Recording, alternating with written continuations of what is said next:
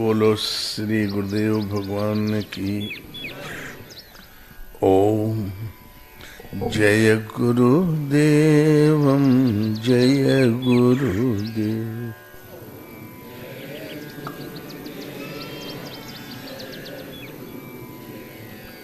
सोए पावन सोए शुभ शरीरा,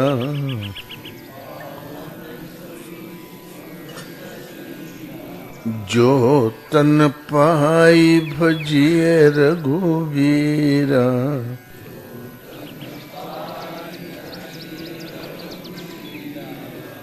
बोलो श्री राम जय जय राम।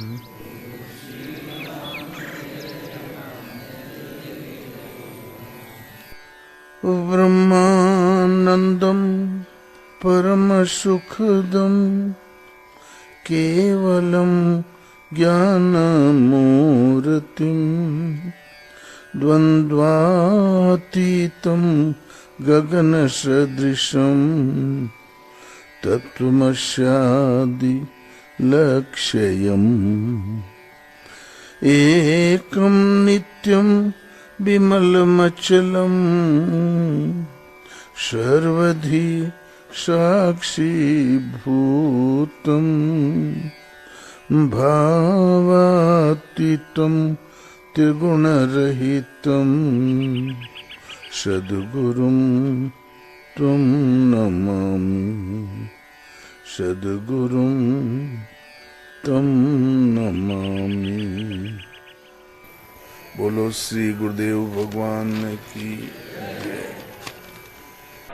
वनवास का प्रथम दिन था।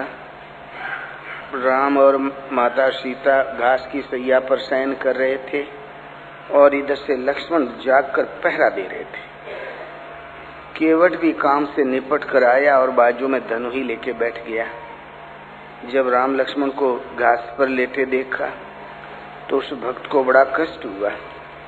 उसने कहा, भैया लक्ष्मण, कैकेयी बड़ी कुटिल दुर्बुद्धि, अपने ही फलते फूलते वंश वृक्ष पर कुठाराघात कर दिया। और भला ये विभूतियां जब घास पर सो रही हैं तो बढ़िया बिस्तर सैयाओं का रचना विधाता ने व्यर्थ ही की करवाया। कैकेयी कुटिल, कैकेयी दुर्बुद्धि। तब लक्ष्मण ने कहा, नहीं भैया केवट, नहीं को जग सुख दुख कर दाता, निज कृत कर्म भोग सब भ्राता, जोग वियोग भोग फल मंदा, इत अनहित मध्यम भ्रम फंदा। संसार में किसी को दुख दे अथवा सुख दे दे ऐसा कोई जन्मा ही नहीं आज तक। निज कृत कर्म भोग सब भ्राता, अपने किए हुए कर्मों का ही भोग है जो इस रूप में आज प्रकट हुआ है। ये अपनी का करनी का फल है। माता कैकेयी का कोई दोष नहीं। फिर संसार में है ही क्या? जोग माने मिलना, वियोग माने बिछुड़ना, भले बुरे भोग, हितैषी और अनहितैषी और मध्यस्थ, ये सब भ्रम के फंदे हैं। धरणी धाम धन पुर परिवारो, स्वर्ग नरक जहाँ लगी व्यवहारो, देखिए सुनिए गुनिए मन माही, मोह मूल परमारथ नाही। धरणी धाम, धाम माने निवास स्थान, पुर परिवार, स्वर्ग और नरक जहाँ लग व्यवहार है, इनके विषय में देखना सुनना, मन में विचार करना मोह का मूल है, परमार्थ कदापि नहीं। मोह सकल व्याधिन कर मूला, संपूर्ण भव रोग का, समस्त व्याधियों का मूल मोह है और मोह का भी मूल है इस स्वर्ग और नरक के विषय में सुनना कानों से, गुनना मन में और व्यक्त करना। मोह मूल है, परमार्थ कदापि नहीं। लोग स्वर्ग के लिए बड़ी कामना करते हैं, किंतु यह लक्ष्मण कहते हैं, भैया स्वर्ग के विषय में भी कहना, सुनना और विचार करना समय नष्ट करना है। मोह का, अज्ञान का भी मूल है, उसको बढ़ावा देना है, परमार्थ कदापि नहीं।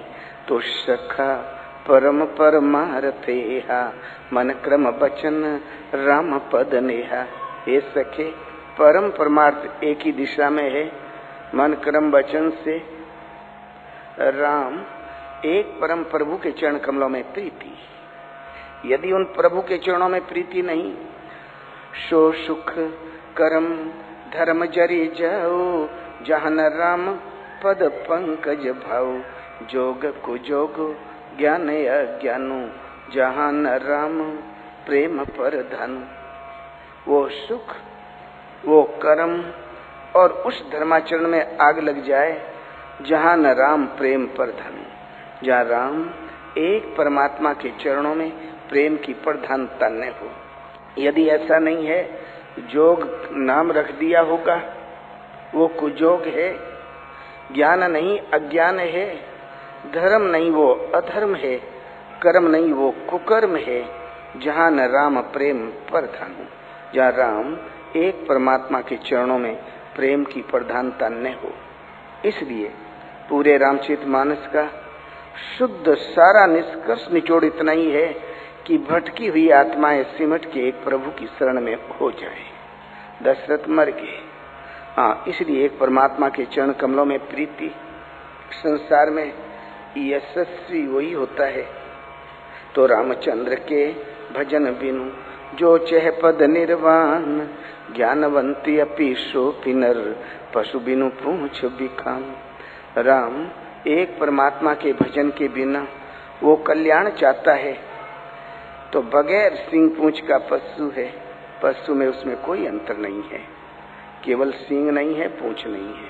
भला महापुरुष इससे ज्यादा ताड़ना कितनी दे। और रामायण में स्थान स्थान पर घुमा फिरा कर एक परमात्मा का भजन इस पर बल है। सृष्टि में और भी कोई पूजनीय है, ये संभव नहीं है। धर्मशास्त्र के न होने से विकृतियां पैदा हो गई। हम पता नहीं क्या क्या पूजाएं करते हैं। बारी मथे घृत हो य बरु, सिखता ते बरु तेल, बिनु हरि भजनन भवतरिये, ये सिद्धांत अपेल। पानी मथने से घी निकल आए, बालू पेरने से भले तेल निकल आए, ये असंभव कदाचित संभव हो जाए, किंतु बिना हरि के भजन के कोई भव पार नहीं होता। ये सिद्धांत अतर्क्य है। परमात्मा का एक नाम हरि है। जिन पर अनुग्रह करते हैं उसका सुबह सुबह हर लेते हैं और बदले में अपना स्वरूप प्रदान कर देते हैं, इसलिए उनका नाम हरि है। बगैर हरि के भजन के कोई भव पार हो ही नहीं सकता। और भी कोई भगवान है जो आपका उद्धार कर दे, ये संभव नहीं है बगैर भजन से। भजन तो करना ही पड़ेगा, भजन अनिवार्य है, किंतु गुंजाइश निकालने के लिए मानस में कुछ स्थल ऐसे हैं जहाँ भजन की जरूरत ही नहीं। एक तो है पहला अयोध्या, काशी, चित्रकूट और रामेश्वरम। 4 स्थल ऐसे हैं, ऐसा प्रतीत हो रहा कि बगैर भजन के ही मुक्ति हो जाती है। 4 खानी जग जीव अपारा, अवध तजे तनु नहीं संसारा। 4 खानी के अपार जीव श्रृंखला है। उनमें से अयोध्या में कोई शरीर का त्याग कर दे, उसको संसार में नहीं आना पड़ेगा, वो मुक्त हो जाएगा। तब हम क्यों भजन करें? चलो अयोध्या, वहीं कोई चाय साय की दुकान खोल लो बुढ़ोती में, शरीर तो छूटेगा ही, बगैर भजन के मुक्ति हो जाएगी। और दूसरा है काशी, काशी मरत जीव अवलोकी, तासु नाम बल करऊं विशोकी। काशी मरते हुए जीव को यदि मैं देख लूं तो उन परम प्रभु के नाम के बल से शोक से मुक्त स्थिति प्रदान कर देता हूं। और कहीं भोलेनाथ ने भांग ज्यादा जमा ली, आंखें बंदी रखे, तब क्या होगा? न देख पाए तब तो हम गए नरक में। मैं देख लूं तो उस प्रभु के नाम से बल से शोक से मुक्त कर देता हूं। काशी में भोलेनाथ की दृष्टि पड़ने पर देख लूं, अर्थात कभी कभी नहीं, आंख बंद भी कर लेते होंगे, कौन ठिकाना। लागी समाधि अखंड अपारा, तब ही हमारी तो जिंदगी बीत जाएगी बीचे में। चित्रकूट एक ऐसा स्थल है, अब चित चेतु चित्रकूट ही चलू, भूमि बिलोकु राम पद अंकित, वन बिलोकु रघुवर विहार थलु। उस भूमि को देख जो राम पदों से अंकित है, उस वन स्थली को देख जो भगवान की विहारी स्थली है। रे चित चेत, अब तो चेत, चित्रकूट चल। पारथ, नल, जो भी दुखी लोग थे चित्रकूट गए और सुखी हो गए। चित्रकूट पूरे ब्रह्मांड में काम क्रोध राग द्वेष फैले हुए हैं और ते ही गिरी निकट कबहु नहीं जाही। चित्रकूट की पहाड़ी के करीब वो विकार कभी नहीं जाते हैं। वहाँ लोभ नहीं, मोह नहीं, राग नहीं, द्वेष नहीं, और जितने दुखी जीव थे वो चित्रकूट पहुंच के सुखी हो गए। जब राम गए तो इनसे मुलाकात हुई थी। कोल भील जब कंदमूल फल लेके पहुंचे, भगवान का लगे दर्शन करने, बोले प्रभु भोग लगावें। भगवान मुस्कुराने लगे, बोले प्रभु ये बड़े मधुर पत्र हैं, ये फल हैं। प्रभु हम लोगों की यही बहुत बड़ी सेवा है जो आपके वस्त्र, आपके आभूषण चुरा नहीं लेते। नाथ हमारी है बड़ सेवकाई, लेहुन वासन भूषण चुराई। नहीं कटिपट नहीं पेट अगाही, पाप करत निस्बासर जाही। नाथ हमारी है बड़ सेवकाई, लेहुन वासन भूषण चुराई। कटिपट, पहले पूरे शरीर में कपड़ा पहनो ये संभव नहीं था, इसका अभाव था। कमर के लिए थोड़ा जरूरी था, कमर में कपड़ा नहीं, पेट कभी भरता नहीं। हम लोगों की यही बहुत बड़ी सेवा है जो आपके आभूषण लेके भागने जाएं। पहचान लिया, चोरों की बड़ी बुद्धि होती है। सीता जी की गठड़ी को पहचान लिया कि आभूषण है इसमें, फिर भी एक चोर लेके भागा। उसका नाम था खटखटा चोर। लक्ष्मण जी ने किया पीछा। गुप्त गोदावरी नाम के तीर्थ में उसने अपना अड्डा लगा रखा था। अंदर जाके उसका वध किया, उसे उल्टा टांग दिया और फिर जेवरात लेके वापस आए। तो राम आए तब चोर थे और आज भी हैं। और हमारे गुरु महाराज ने जब आसन लगाया तो पहली मुलाकात डाकुओं से ही हुई थी। कुछ गांव ऐसे हैं कांतानाथ के पास में, जैसे समरिया, हर घर में वैष्णो महात्माओं के लोटे, बैरागिया लोटे बड़े बड़े और कंबल पाए जाते हैं। चरवाहा हर जात यही काम करती है, देख भर लें कि कंबल है, लोटा है, सत्तू है आधा किलो, छुड़ा लें, लंगोटी लगा के विदा कर दें। लेकिन इन महापुरुष का कहना है कि चित्रकूट में काम क्रोध राग द्वेष ये विकार पहुंचते ही नहीं। विकार नहीं थे डाका क्यों डालते हैं? हत्याएं भी हो जाती है। मानस दो दृष्टियों से लिखा जाता है। एक तो इतिहास को कायम रखना, जिससे पूर्वजों के पद चिन्हों पर लोग चल सकें, मर्यादित आदर्श सुख में जीवन जी सकें, किंतु सफलता पूर्वक जी खा लेने से, आयु के दिन पूरे कर लेने से कल्याण संभव नहीं है। इसलिए दूसरा दृष्टिकोण है अध्यात्म। हर जीव माया के आश्रित है। माया जैसा चाहती है नाच नचाती है। फिरत सदा माया कर प्रेरा, काल कर्म स्वभाव गुण घेरा। सदा माया से प्रेरित होकर मनुष्य नाचता रहता है। इस माया के पंजे से निकालकर भगवान की अधिकृत भूमि में खड़ा कर दे, आत्मा की अधिकृत भूमि में खड़ा कर दे, आत्मा का संरक्षण दिला दे। उन्हीं के संरक्षण में चलते हुए परम तत्व परमात्मा का साक्षात्कार और स्थिति दिला दे। इसका नाम है अध्यात्म। दो दृष्टियों से रचना की गई है। तुलसीदास जी रोचक लिखते लिखते यथार्थ भी लिख लेंगे। राम कथा मंदाकनी, चित्रकूट चित चार, तुलसी सुभग स्नेह बन, सिया रघुवीर विहार। राम जी की कथा ही मंदाकिनी गंगा है। चित्रकूट चित चारों, मन बुद्धि चित्त अहंकार चारों को कुटस्थ हो जाना, अचल स्थिर ठहर जाना, चित्त वृत्ति का शांत प्रवाहित हो जाना चिंतन में, यही चित्रकूट है। चित्त जहाँ कुटस्थ हुआ तो कांतानाथ, तो कामनाएं सब नथ जाती है। उस टाइम भगवान की अनुकंपा मिलने लगती है। भला वो कामना भी करे तो किसकी करे, उनसे बड़ी वस्तु है क्या? कामनाओं का नथ जाना कांतानाथ।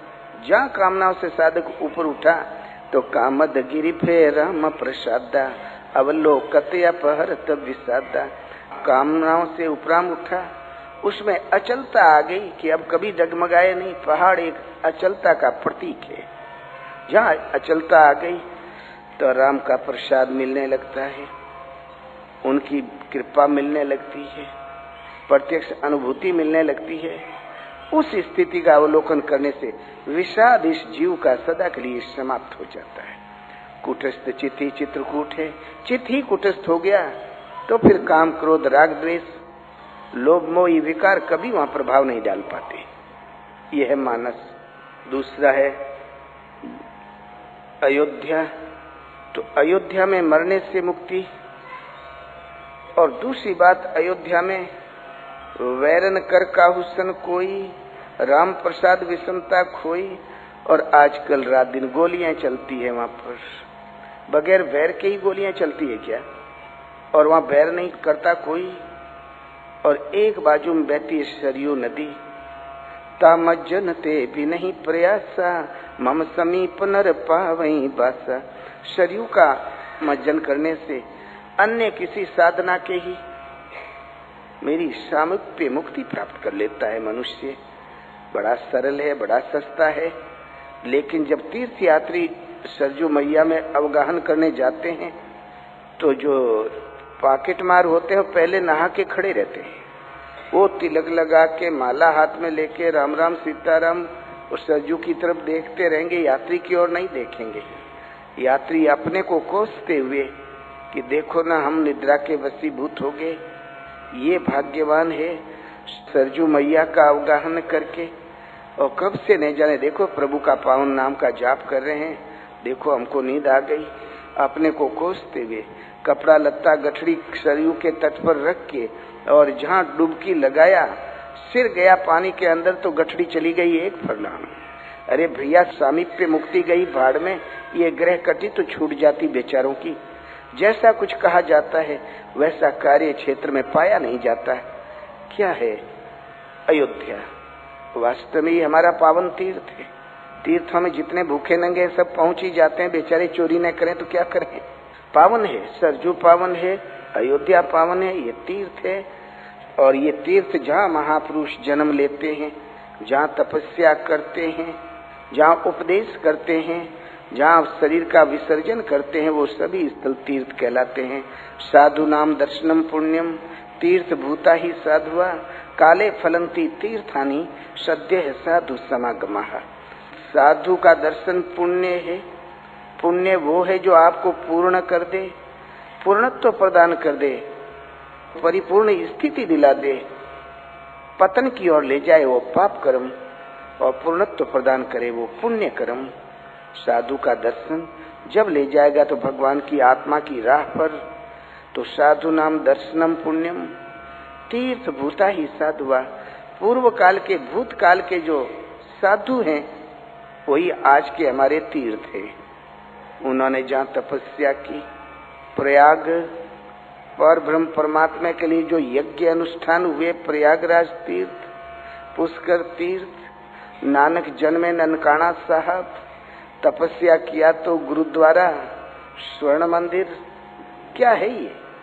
गुरु गोविंद सिंह जन्मे पटना साहब, शरीर छूटा तो वहां पर पता नहीं बंबई के पास। मोहम्मद साहब जहाँ जन्मे, जहाँ पहाड़ी की ढलान पर बकरियां चराते थे, वहाँ मस्जिदें बन गई, मक्का मदीना हो गया तीर्थ। पहले तो कुछ नहीं था। इसलिए तीर्थ भूता ही साधुआ। भूतकाल के संत आज के तीर्थ हैं। वो संतों की स्थलियां, पूजा स्थलियां, तपस्या की स्थलियां, जन्म स्थली, महाप्रयाण स्थली, सब तीर्थ। काले फलंती तीर्थानी, काल पाके, समय पाके तीर्थ फल देता है, अवश्य देता है। किंतु सद्य साधु समागमः, साधु का समागम तत्काल फल देता है, कल पर नहीं टालता। इसलिए वो तीर्थ अपनी जगह। किंतु ये है मानस, अवध कहते हैं जो वध काटा नहीं जा सके। आत्मा अवध्य है, इसे शस्त्र नहीं काट सकते। अशोक्य है, वायु नहीं सुखा सकती। अदाह्य है, अग्नि नहीं जला सकती, आकाश विलय नहीं कर सकता। और न हन्यते हन्य माने शरीरे, शरीर के मानने से मरता ही है। ये अजर अमर है, शाश्वत है, काल से अतीत है, अकाल पुरुष है, अमृत तत्व है, अवध्योयम अदाह्योयम अक्लेद्यो अशोष्य एवच नित्य है, सर्वगत स्थानुर अचलोयम सनातन है। ये नित्य, अनित्य माने नश्वर, नित्य माने सदा रहने वाला, अचल स्थिर और सनातन पुरुष है। आत्मा, परमात्मा, ब्रह्म, भगवान, ईश्वर, ये सब पर्यायवाची शब्द है। हाँ, तो आत्मा ही एक सत्य है, सनातन है, अवध्य है, अपरिवर्तनशील है। भगवान ने तो कोई बुढ़ा भूल जाए कोई खुशत है, और न मासूम कोई बच्चा, सदा किशोर। दाढ़ी का बाल जामने से आधा सेकंड पहले की जो अवस्था है ना, उसका नाम है किशोरावस्था। वो सदा किशोर, घटता है न बढ़ता है। त्रेता में बाल काले रहे होंगे, अब 2 बाल पक गए होंगे, ऐसी बात नहीं। सदा एक रस, अपरिवर्तनशील, वो अवध्य है आत्मा। हम प्रकृति की ओर बैठे हुए हैं, चित्त को सब ओर से समेट कर जब आत्मचिंतन में घूम जाते हैं, थोड़ा संयम सदा कि भगवान अवतार लेंगे। अवतार जब भगवान का लेते हैं, भगवान जब अवतार लेते हैं तो अयोध्या में है। जब जब राम मनुज तनु धरही, भक्त हेतु लीला बहु करही, तब तब जाई अवधपुर रहूं, प्रभु लीला बिलो की सुख लहूं। जब जब भगवान मानव तन धारण करते हैं, भक्त के हित के लिए बहुत सी लीलाएं करते हैं, तब तब जाई अवधपुर रहूं। जब अवतार तब अयोध्या पहुंच जाता हूँ। अवतार केवल अयोध्या में होता है, एक बार नहीं अनंत बार। रामायण सतकोटि अपारा, नाना भांति राम अवतारा। 100 करोड़ बार अपार रामायण है। अरे कोई घटना घटेगी तब न कथा तैयार होगी। उतनी बार नाना विधियों से राम जी का अवतार, अपार रामायण, अपार बार अवतार। लेकिन अवतार जब होता है तो अयोध्या में। बाह्य दृष्टि से देखा जाए तो कपिल भगवान का जन्म हुआ था जमुना किनारे जंगल में, देवहूति के लड़के थे। और दत्त भगवान का अवतार है, जन्म हुआ था चित्रकूट सती अनसुईया में। भगवान कृष्ण का जन्म हुआ था मथुरा की जेल में। नारद ठहरे दासी पुत्र जहाँ जन्मे हो। जितने भी अवतार हुए हैं सिवाय राम के और किसी के अयोध्या में जन्म लेने का प्रमाण नहीं मिलता। और किंतु इन महापुरुष का कहना है अवतार जब होता है अवध में, अयोध्या में नहीं अवध में। वध कहते हैं नासवान को। विधाता और उनसे उत्पन्न सृष्टि दीति अदिति की संतानें परिवर्तनशील है, मरण धर्मा है, ये दुखों की खान है। आज है तो कल नहीं रहेगी, किंतु एक आत्मा ही सत्य है, परम तत्व है, सनातन पुरुष है, अवध्य है, अमृत स्वरूप है। ये जब साधक कोई प्रकृति से नश्वर पदार्थों से समेटकर जब इस आत्म चिंतन में लगता है, जहाँ थोड़ी सी सूरत चरणों में लगी, थोड़ा इंद्रियों से संयम सदा और लो लगी, तो भगवान राम भगत हित नर तनुधारी, सही संकट किए साधु सुखारी। ऐसे समर्पित भक्त के हित के लिए उसके शरीर को अपना निवास बना लेते हैं, आत्मा से अभिन्न होकर खड़े हो जाते हैं, वो प्रकट हो जाते हैं केवल भक्त के हित के लिए। पूरा संसार तो भक्त हो नहीं जाएगा, जब होगा तो कोई विरला उसके हित के लिए उसके इस नर शरीर को धारण कर लेते हैं। अवतार किसी किसी योगी के हृदय में होता है और उसकी व्यवस्था, सूक्ष्म व्यवस्था आप सबके हृदय में है और होना ही होना है, कभी न कभी अवश्य होना है। यदि चिंतन करोगे, आत्मपरायण उन परम प्रभु के परायण होकर चिंतन करोगे तो अवश्य होगा। और हम नश्वर प्रकृति के चिंतनों में जीवन है, हमारा स्तर यही है, शरीर छूट गया तो जन्म लेना पड़ेगा।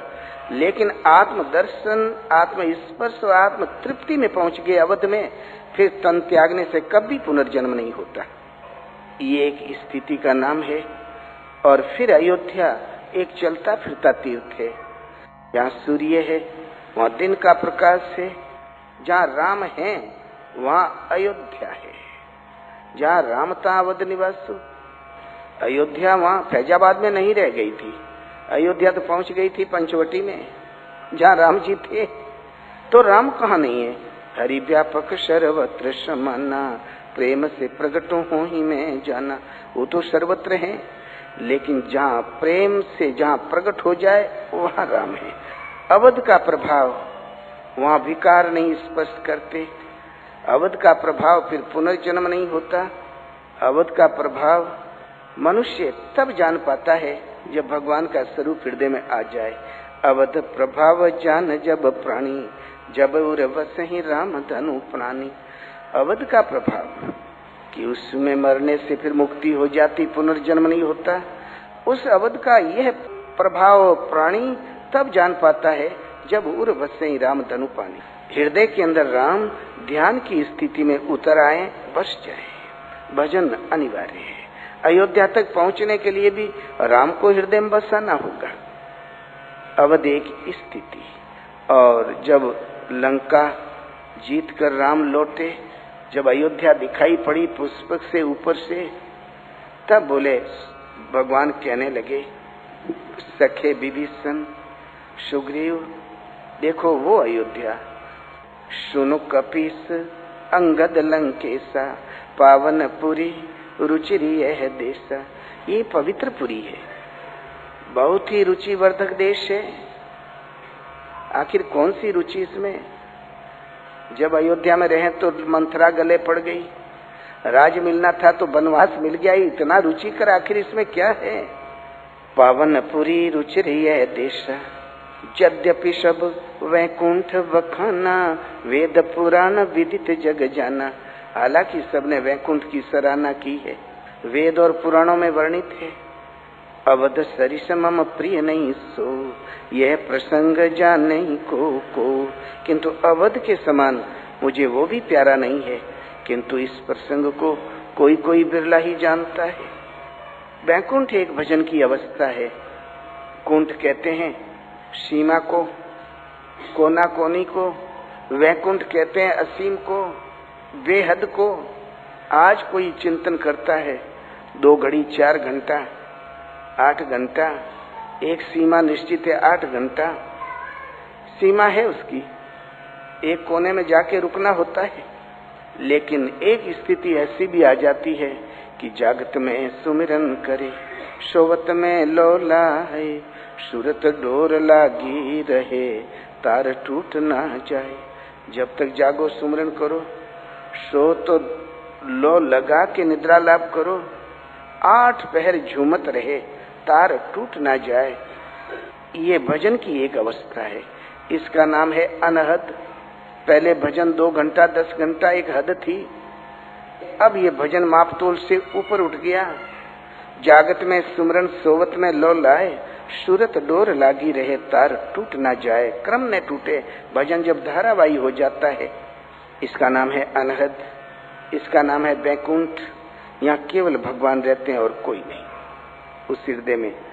इस अवस्था का सबने सराहना की। यद्यपि सब वैकुंठ बखाना, वेद पुराण विदित जग जाना, अवध सरिस मम प्रिय नहीं सो, यह प्रसंग जाने को। हालांकि सबने वैकुंठ की सराहना की, वेद पुराणों में वर्णित है, जगत जानता है, किंतु अवध के समान मुझे वो भी प्रिय नहीं। किंतु इस प्रसंग को कोई कोई जानता है। क्यों? कि जिसके हृदय में अवध्य स्थिति आ गई होगी वही जानेगा। ये एक अवस्था है अवध, जिसके हृदय में वैकुंठ धारावाही भजन का होना। अवध्य है आत्मा। अर्जुन, आत्मा ही सत्य है, अवध्य है, अशोक्य है, अमृत स्वरूप है, परम तत्व है। उसको प्राप्त करने की नियत विधि का नाम है योग। यज्ञ, योग विधि का नाम है यज्ञ, और उस योग विधि को चरितार्थ करना कर्म कहलाता है। कर्म माने आराधना, कर्म माने चिंतन। एक नियत निश्चित विधि है। योग विधि को कार्य रूप देना कर्म है, कुछ कर डालना कर्म नहीं है। इस कर्म को किए बिना न सृष्टि में कोई प्राप्त कर सका है, और नहीं भविष्य में कोई कर पाएगा। किंतु जनकादि ऋषि जितने हुए इसी नियत कर्म को करके परम निष्कर्मीय स्थिति को प्राप्त हुए थे। जनक माना कि एक राजा हुए, लेकिन यहाँ जनक माने होता है पिता, जन्मदाता। इस शरीरों का जन्म तो माता पिता से, लेकिन आत्म स्वरूप सहज स्वरूप की प्राप्ति जागृति किसी तत्वदर्शी महापुरुष से होती है, इसलिए वो जनक कहलाते हैं। ये योग साधना की सर्वोपरि उपाधि है। जो स्वयं योगी हो, योग प्रदान करने की क्षमता हो, उन्हें योगेश्वर कहते हैं। जिनके अंदर योग जागृत कर देते हैं, आत्म स्वरूप की जागृति कर देते हैं, इसलिए वो जनक कहलाते हैं। पूर्व में होने वाले जनकादि ऋषि इसी कर्म को करके परम निष्कर्मीय स्थिति को प्राप्त हुए थे। इस कर्म को किए बिना न कोई प्राप्त कर सका, न भविष्य में कर पाएगा। किंतु कर्मों के परिणाम में आत्मा विदित है, आत्म तृप्त है, आत्मा स्थित है। उस पुरुष के लिए किंचित भी कर्तव्य शेष नहीं। प्राप्त होने योग्य वस्तु अप्राप्त नहीं है। अब कर्म करने से कोई लाभ है, न छोड़ने से कोई क्षति है, क्योंकि पाने योग्य वस्तु अप्राप्त है ही नहीं। तो कर्म करोगे भी तो सुनेगा कौन, जब कोई सत्ता है ही नहीं। ऐसे महापुरुष पीछे वालों की हित की इच्छा से ही कर्म में बरतते हैं। उनके मार्गदर्शन के लिए, स्वयं के लिए कोई उनके भजन का भी कोई उपयोग नहीं रहता। अब भजन हमार हरि करे हम पायो विश्राम, वो पेंशनियर हो जाते हैं। तो आत्म तृप्त, आत्म स्थित है, ये अवध की स्थिति वाले हैं। आत्मा अवध्य है, अपरिवर्तनशील है, अमृत स्वरूप है। जो आत्मा विदित है, आत्म तृप्त, आत्म स्थित है, वो अवध की स्थिति वाले हैं। प्राप्त होने योग्य वस्तु अप्राप्त नहीं। कोई विकार ऐसा नहीं कि जिसका त्याग करे, कोई भगवान ऐसा नहीं बचा जिसकी खोज करे। तो अवध सरिसमम प्रिय नहीं सो, वैकुंठ भजन की प्रगाढ़ अवस्था है, तो अवध भजन का परिणाम। इसके समान मुझे कोई प्रिय नहीं।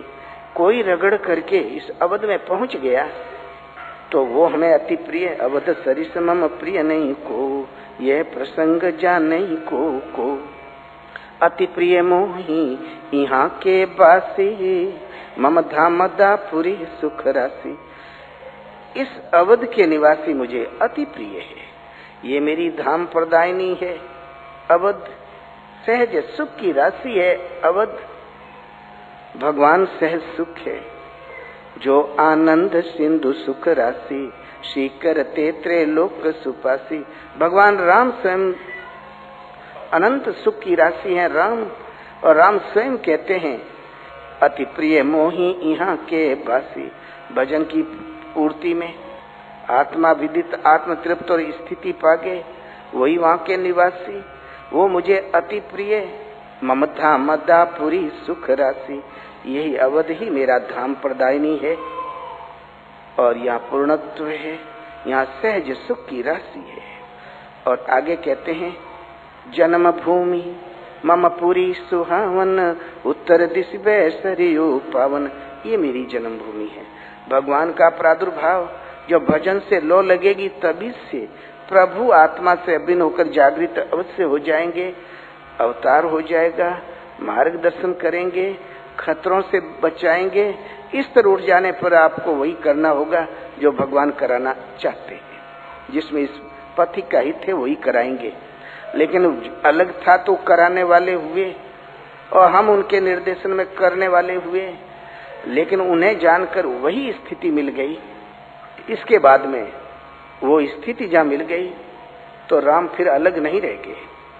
वहाँ दर्शन, स्पर्श और प्रवेश मिल गया तो वो मुझ में स्थित हो जाता है।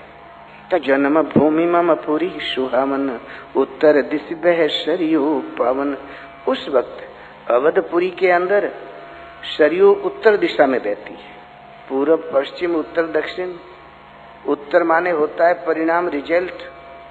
ऊर्ध्व रेता स्थिति में रहती है। जजन पूर्ण स्वर ही सरयू है। भगवान के जजन श्वास में तो तरंगे उठती रहती है। भजन में बैठो, 2 घंटा बैठो, 10 मिनट भी जिस मन को बैठना चाहिए कायदे से नहीं बैठ पाता। लहरें उठती रहती है, भली बुरी उद्वेग उठते रहते हैं। किंतु अवध्य की स्थिति आ जाने पर यजन पूर्ण स्वर ही सरयू, ये ऊर्ध्व रेता हो जाती है, प्रकृति के संबंधों से उपराम प्रवाहित हो जाती है, परम पावन है। उत्तर दिशि बह सरयू पावन, ताम जनते विनहि प्रयासा, मम समीप नर पावई बासा। ऐसे ऊर्ध्व रेता प्रकृति के संकल्प विकल्पों से ऊपर, ऊर्ध्व रेता स्वर का, जजन पुरुष न स्वर का मज्जन करने वाला, चिंतन करने वाला अर्थात यजन करने वाला मेरी सामीप्य मुक्ति प्राप्त कर लेता है। ये समीप की अवस्था पा जाता है। पहले अवध का वर्णन किया, फिर भजन श्वास से ही होता तो इस पर बल दिया। श्वास का भजन कैसे अलग प्रश्न है। तो तामज्जनते भी नहीं प्रयास, फिर अन्य किसी प्रयास के बिना ही मम समीप नर पावई बासा, मेरी सामीप्य मुक्ति प्राप्त कर देता है। बहुत खुश हुए सब बानर, विहसे कपि सब सुनी प्रभु बानी, धन्य अवध जो राम बखानी। सब बंदर आह्लादित हो गए, हर्षित हो गए और आपस में कहा, भैया वो अवध अर्थात अयोध्या बहुत सी है, एक फैजाबाद में है, एक नैमिषारण्य में भी अयोध्या है, एक तीर्थ बहुत जगह है, वो अवध धन्य है जिसका वर्णन राम जी ने किया। जब राम राज्य अभिषिक्त हो गए तो गरुड़ को संदेह हो गया था, भटक के गए नारद के पास, बोले मेरा समाधान करो। अवतार सुना अवश्य, प्रभाव देखने को नहीं मिला। एक क्षुद्र निशाचर ने बांध दिया नागपाश से, चारों कोने चित्त दोनों भाई। कदाचित मैं न पहुंचा होता, हमने न खोला होता तो युद्ध का परिणाम क्या होता। अवतार सुना अवश्य, प्रभाव तो नहीं समझ में आता। और ये जब इतना मन में आ गया गरुड़ जी के, तो भगवान की प्रेरणा से माया ने धर दबोचा। इतना मन आनत खगराया, रघुपति प्रेरित व्यापी माया। भगवान की प्रेरणा से माया ने धर दबोचा। भगवान की प्रेरणा से जो माया आती है ना, वो आवागमन में डालने के लिए नहीं आती, वो तुम्हारी भ्रांतियों का निवारण करने के लिए आती है। सो माया न दुखद मोहि काहे, वो माया हमारे लिए दुखदाई नहीं थी। आन जीव व संस्कृति नहीं, अन्य जीवों की तरह आवागमन में भरमाने वाली नहीं थी।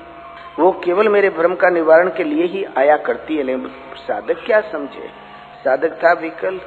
नारद जी से कहा हमारा समाधान करें। नारद ने कहा भैया एक जन्म बंदर का मुंह बना के मैं भी मारा मारा फिरा हूँ, लगता है उसी माया ने आपको भी घेर लिया है, ये निवारण मैं नहीं कर सकूंगा, आप विधाता के पास जाएं। विकल गरुड़ सीधा ब्रह्मा के पास गया और बोले विधाता दिन चैन है न रात चैन है, हमारा समाधान करें। तो विधाता मन में विचार करने लगे, हरि माया कर अमित प्रभावा, अमित बार जही मोही नचावा। हरि माया का असीम प्रभाव है, असंख्य बार मुझे नचाया है इसने। अग जग में जग ममे उपराजा, नहीं आचर्य मोह खग राजा। चराचर जगत मेरा जन्माया हुआ, उत्पन्न किया हुआ। ये मुझसे उत्पन्न गरुड़ मोह में पड़ गया तो कौन बड़ी बात, लेकिन इसका दुख मैं भी दूर नहीं कर सकता, क्योंकि इस माया से मैं अपने को भी नहीं छुड़ा पाया तो इनको खाक छुड़ाऊंगा। बोले गरुड़ तुम सीधे भोलेनाथ के पास जाओ, अन्यत्र कहीं मत पूछना। जहाँ भोलेनाथ शिव के पास गरुड़ पहुंचे, दृष्टि पड़ते ही भोलेनाथ ने पहचान लिया कि इसको मर्ज कैसा है, ये क्यों आया है, दुख का कारण क्या है। भगवान ने विचार किया कि कबहू कीन हुई है अभिमाना, सो खोवे चाहे कृपा निदाना। बोले गरुड़ मैं जरूरी काम से जा रहा हूँ, तुम बीच रास्ते में मिले हो, कैसे तुम्हारा समाधान करूं। तुमने तर्क को तर्क भिड़ा के बड़ा लंबा संदेह पैदा कर लिया है। तुम ऐसा करो, तुम्हारा संदेह तब दूर होगा जब कछु काल करी है सत्संगा, तब हुई है तब संशय भंगा। ऐसा करो, नित्य नियमित सत्संग होता है काकभूषुंड आश्रम में, तुम वहां चले जाओ, तुम्हारा भली प्रकार समाधान हो जाएगा। पक्षियों में चंडाल कौवा, पक्षियों में सम्राट गरुड़, और चंडाल के चरणों में साष्टांग दंडवत। अभिमान तो गया। आश्रम में प्रवेश करते ही वहां की शुद्ध वायुमंडल देख के गरुड़ के आधे संदेह तो वैसे ही दूर हो गए। और जब उन महापुरुष की वाणी सुनी, सदा सदा के लिए संदेह निर्मूल हो गए। और उन गरुड़ जी को राम राज्य की महिमा बताते हुए कहा, संदेह तो राम जी पर था ना कि कैसा अवतार, कैसे राम, एक खर्ब निशाचर बांधे नागपात सोई राम, क्षुद्र निशाचर ने बांध दिया। तो इस समाधान करते हुए आगे कहा, गरुड़ जी वो राम राज्य क्या था? प्रचंड सूर्य उदय हुआ। राम राज्य अब सुनहु खगेशा, प्रगट भयं अति प्रबल दिनेशा। राम राज्य क्या था? एक प्रचंड सूर्य प्रकट हुआ। ये सूर्य यहाँ दिखाई दे रहा है तो पृथ्वी के आधे भाग में कहीं रात्रि भी है। अमेरिका में सुबह का 4 बज रहा है इस टाइम, ठीक 12 घंटे का अंतर है। अब लोग आंखें मलते होंगे, हमारी शाम का 4। ये सूर्य तो कुछ भाग में उजेला, कुछ में अंधेरा, लेकिन राम राज्य जो प्रचंड सूर्य उदय हुआ उसमें ऐसा नहीं था। वो तीनों लोकों में समान रूप से एक जैसा प्रकाश छा गया। राम राज्य अब सुनहु खगेशा, प्रगट भयं अति प्रबल दिनेशा। पूरी प्रकाश रहूं तिहु लोका, बहुतन सुख बहुतन मन शोका। तीनों लोकों में पूर्ण व्याप्त प्रकाश छा गया। उस प्रकाश में बहुतों को सुख भी हुआ और बहुतों को शोक भी हुआ। जिन्हीं शोकते कहूं बखानी, प्रथम अविद्या निशा सरानी। जिन्हें शोक हुआ उनका वर्णन करके कहता हूँ, अविद्या रूपी रात्रि सदा सदा के लिए विलुप्त हो गई, समाप्त। अविद्या आवागमन में डालती है। एक दुष्ट अतिशय दुख रूपा, ताबस जीव पड़ा भव कूपा। ये अविद्या अत्यंत दुष्ट है। इसके घेरे में आकर जीव भवकूप में पड़ा तड़पता रहता है। राम के राज्य के प्रकाश के आते ही बहुतों को सुख और बहुतों को शोक हुआ। जिन्हें शोक हुआ उनका वर्णन करके कहता हूँ, सर्वप्रथम तो अविद्या रूपी रात्रि सिरानी समाप्त हो गई सदा के लिए। प्रथमे अविद्या निशा सिरानी, अगेउ लोक जहाँ तहाँ लुकाने, काम क्रोध के रव सकुचाने। पाप रूपी उल्लू जहाँ तहाँ छिप गए, काम क्रोध वगैरह जो उन केरव थे वो भी गए। धर्म तड़ाग ज्ञान विज्ञाना, ही पंकज विकसे विधि नाना। धर्म रूपी तालाब में विवेक वैराग्य ज्ञान विज्ञान धारणा ध्यान संयम श्रद्धा ये कमल भली प्रकार विकसित हो गए। तो भला ये राम का राज्य का सूर्य कहाँ प्रकट हुआ था? तो हृदय में। ये प्रकाश रवि जाके उर जब करही प्रकाश, पिछले बाढ़ही प्रथम जे कहे ते पावई नास। राम राज्य क्या था गरुड़ जी?